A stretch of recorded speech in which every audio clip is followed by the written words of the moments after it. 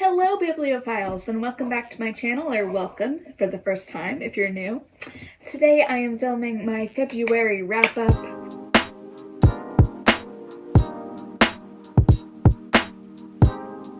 So I don't really know how I want to do my wrap-ups. I'm debating do I just want to talk about the books in the order I read them? Do I want to do them by rating, lowest to highest? Do I want to do them by genre? For simplicity's sake, I'm just going to do them in the order that I read them, which makes sense because they're parts of series, so I can talk about the series together. This month I read 7 books, which is lower than average for me. In January I read 12 books. And that's because I was reading some of these books for 5 days, when I can read a book in 2 days. I don't know if that's my average, I haven't done the math, but I can read books a lot quicker than I was reading books this month. As I said, just reading slumps, it affected my reading speed. I read 2,571 pages. My average rating was a 4.25, which is higher than I thought it would be. My reading goal is 85, and I'm at 19 books, so I'm ahead of schedule. My top 3 genres, according to Storygraph, were fantasy, romance, and then a tie for memoir and historical. My top mood of the month was a tie between emotional and adventurous. Second was a tie between mysterious and dark. And 3 was a bunch of different moods. Reflective, lighthearted, inspiring, informative, and hopeful. So the very first book that I read in February was Blue Lily, Lily Blue by Maggie Stiefvater. This is the 3rd book in the Raven Cycle, which is a 4-book series. This is a reread for me. I decided to reread the Raven Cycle in order to read the Dreamer trilogy, which is a spin-off of it, which I never read despite buying all the books as they came out. I loved getting to revisit the characters. I think this one might be my favorite in the series, or the next one, The Raven King. It's hard to talk about this book without spoiling the rest of the series, obviously, so I can't really get into what this book is about. I thought it might be fun to read the first sentence of each book. Persephone stood on the bare mountaintop, her ruffled ivory dress whipping around her legs, her masses of white blonde curls streaming behind her. Which means nothing to you if you haven't read the series. The series follows Blue, who is part of a family of psychics. She herself is not psychic, but she has the ability to strengthen their psychic ability. And she's been told since birth that she will kill her true love if she kisses him. The series also follows Gansey, who is trying to find the dead Welsh king, Noah, Ronan, who can pull things out of his dreams, and Adam, who is my favorite character. I love Adam Parrish with a passion. In this one, Blue's mother has gone missing, so they're trying to find her. The whole series blends in my head, plus I don't want to spoil it, obviously. So that's about all I'll say about this, but it was a 5-star. The Raven Cycle will always be a 5-star series for me. I would love to reread these every year, or maybe every other year, because I just love them so much. They make me so happy. It's just there's an amazing found family, and the writing is just amazing. I love it so much. So after reading Blue Lily, Lily Blue, I read The Raven King, which is the final book in the Raven Cycle. This one I also gave 5 stars. Of course. The first line of this book: Richard Gansey III had forgotten how many times he had been told he was destined for greatness. How do I describe this without spoiling? And also just the fact that the 3rd and 4th books kind of blend in my mind. Don't know. This one really gets into the quest to find Glendower, the dead Welsh king. The reason they're trying to find him is that he can grant them a favor, and each character is kind of looking for something different from him. Yeah, it's just a wonderful book. I love it. I thought it was such a good conclusion. I know some people don't like the ending, but I liked it quite a bit. So yeah, that was the end of the Raven Cycle. I had read the first 2 books the month before, reread. So next up, I started the Dreamer trilogy.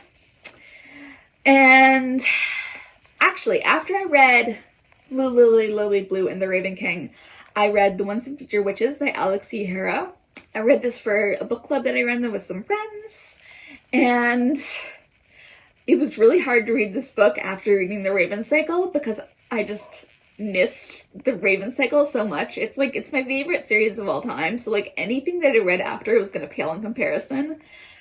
And also just, yeah, I just really wanted to get to the Dreamer trilogy, which was, you know, the reason I was rereading the Raven Cycle to begin with. We'll talk about the Dreamer trilogy in a moment. The Once and Future Witches was a 4-star. I thought the prose was beautiful.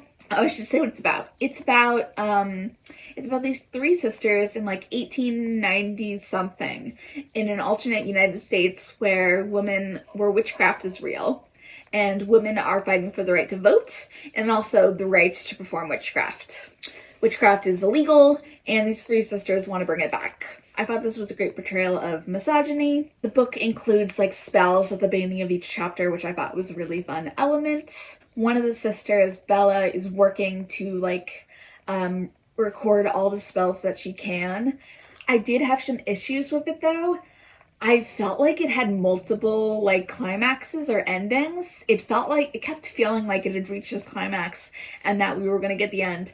And it happened like maybe like 3 times where I was like, surely this is like the ending, yet there's so many more pages left. I also felt that our 3 main characters, Bella, Juniper, and Agnes, were kind of just like archetypes. I think the book wants them to be more than archetypes, but honestly it didn't do enough for me to be convinced that they're not just their archetypes. While I appreciated the inclusion of Cleo, who is black, and Jenny, who is trans, they didn't have a lot of meat to their characters.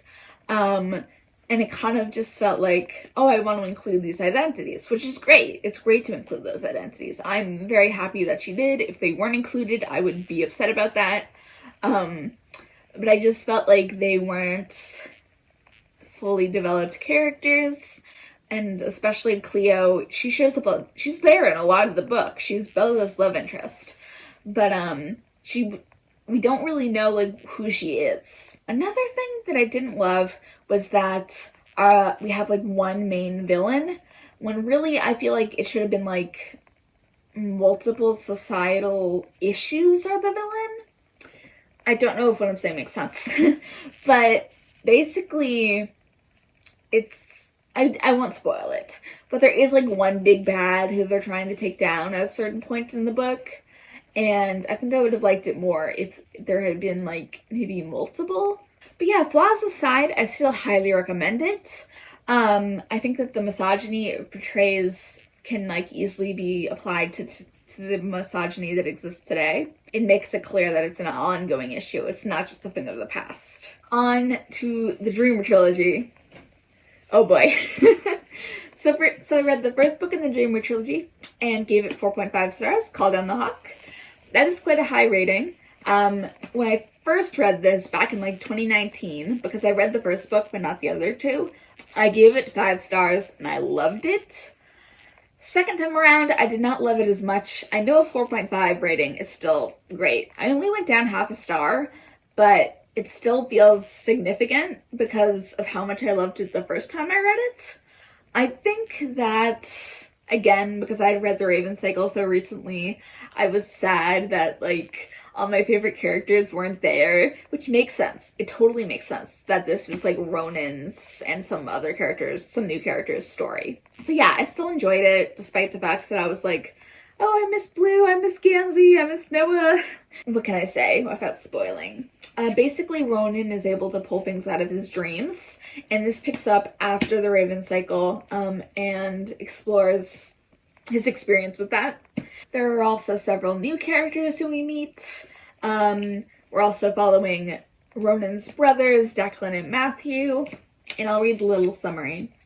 The dreamers walk among us, and so do the dreamed. Those who dream cannot stop dreaming, they can only try to control it. Those who are dreamed cannot have their own lives, they will sleep forever if their dreamers die. And then there are those who dream to the dream, and then there are those who are drawn to the dreamers, to use them, to trap them, to kill them before the dreams destroy us all. Ronan Lynch is a dreamer. He can pull both curiosities and catastrophes out of his dreams and into his compromised reality. Jordan Hennessy is a thief. The closer she comes to the dream object she is after, the more inextricably she becomes tied to it. Carmen Farouk Lane is a hunter. Her brother was a dreamer and a killer, and she has seen the damage that dreamers can do, but that is nothing compared to the destruction that is about to be unleashed. This was a really strong book. I thought the new characters were compelling. I loved Adam's cameos. I think this is a really strong start to the trilogy. I meant to read the first line of each book. This is going to be a story about the Lynch brothers. But yeah, happy that I reread it. The sequel to Call Down the Hawk, Mr. Impossible, unfortunately did not go as well for me. I gave this 2.5 stars. Where do I begin with this? I wrote like a full rant review of this the other day. First of all, can we talk about the title? I remember everybody like hating the title when it first came out, and I still hate the title. Mr. Impossible sounds like a comic book or like a superhero like movie. It sounds like Mission Impossible. I do not know what Maggie was thinking when she named this book. Obviously that's not going to affect my rating. It's just a title. But I wanted to comment on it anyway. The first line, when they came to kill the Zed, it was a nice day. This picks up where Call Down the Hawk ends. Bride, Ronan, and Hennessy are on the run from the moderators who are trying to kill them and other dreamers. That's not really a spoiler. You figure that out in the first book. Honestly, I thought that this was a mess of a book. And I thought that some of Maggie's choices were baffling. I was just like, why did she do that? I do not understand. It did not improve the book. Like, why do we have so few chapters with Carmen and Liliana when they were big characters in the first book? And their points of view would have been interesting to follow. Why are Ronan and Adam, who are boyfriends, suddenly not on speaking terms? Why are they acting out of character? Don't know. I think Maggie missed a really good opportunity to use Adam's point of view, because part of this book is that certain characters are trying to find the ley lines, which we know that Adam can connect to. So just very strange not to use his point of view, I thought. We also know that Adam is looking into the moderators and Bride, which are like the two opposing forces in the book. But we don't see him looking into these. We only find out, like, through, like, really short scenes. We know that Adam and Ronan aren't on speaking terms, but it's never really explained why.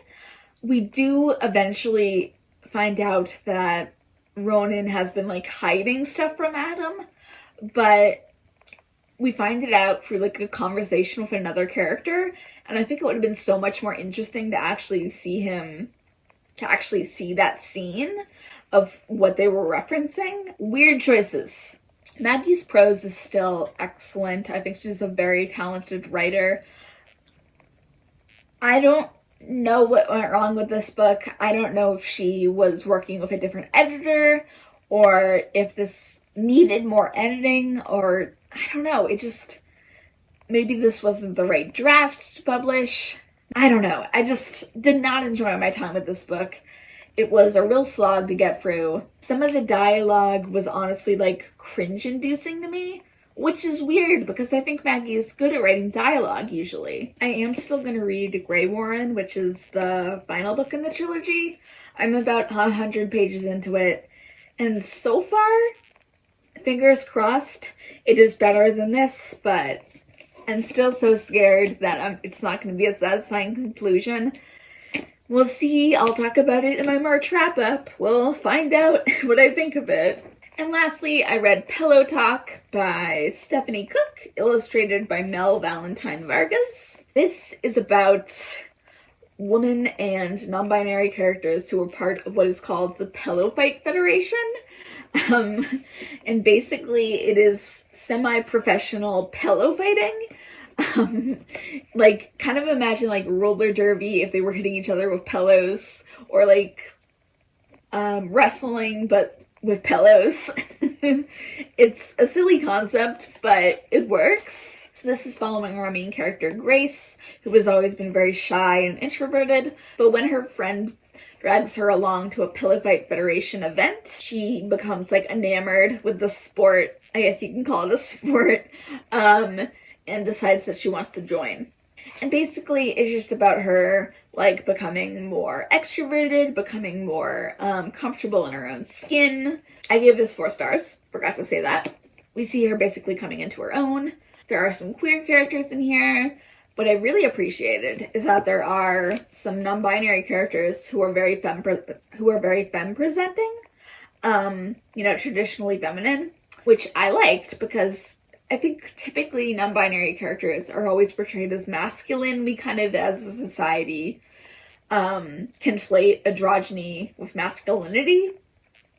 Like, they have short hair, they have a flat chest, and it's like not every non-binary person looks like that. So I liked that. I did kind of have an issue that there wasn't enough conflict. Everything seems to go Grace's way, like, really easily until maybe, like, 200 pages in, and this is, like, a 300-page graphic novel. But I really liked the illustrations. I liked how, like, bright and colorful they are.